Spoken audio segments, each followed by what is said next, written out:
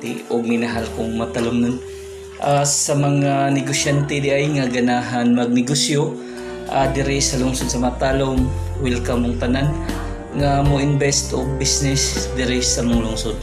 Ang lungsod sa Matalom nanginahanglan og mga investor, nanginahanglan og mga negosyante.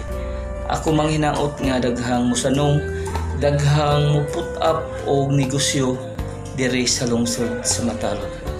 Ako nangayo po og naghangyo nga atong itry kung unsa kanindot magnegosyo diri sa lungsod sa Matalom. Na may mga isda guys, utanon, buwad, bugas, soft drinks, welcome mong tanan. O ganahan po maghimog-mall guys. Nangarap guys ng mall jud correct. Tinoy bitaw.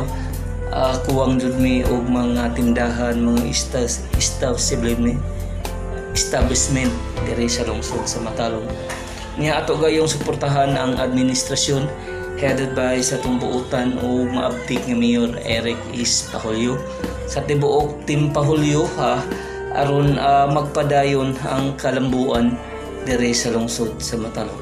Aron magpadayon ang mga programa nga gihimo para sa katawhan ug kalambuan diri sa lungsod sa Matalom. Iko PP tinuray nga moserbisyo with a purpose alang sa kayuhan sa tanan o kalambuan diri sa lungsod sa Matalom. Balikon ko sa mga negosyante nga ganahan magnegosyo diri sa lungsod sa Matalom, welcome tanan nga mo invest og business diri sa mong lungsod. Ang lungsod sa Matalom nanginahanglan og mga negosyante, nanginahanglan og mga investor. Ako manghinaot nga daghang musanong, daghang mo put up og negosyo diri sa lungsod sa Matalom.